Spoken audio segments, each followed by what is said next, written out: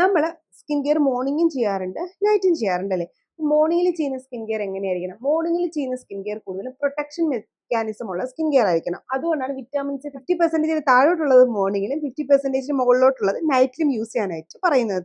കാരണം 50% താഴോട്ട് വരുമ്പോഴത്തേക്ക് ആന്റി ഓക്സിഡന്റ് ഫംഗ്ഷൻ ആണ് വരുന്നത്, അതുകൊണ്ടാണ്.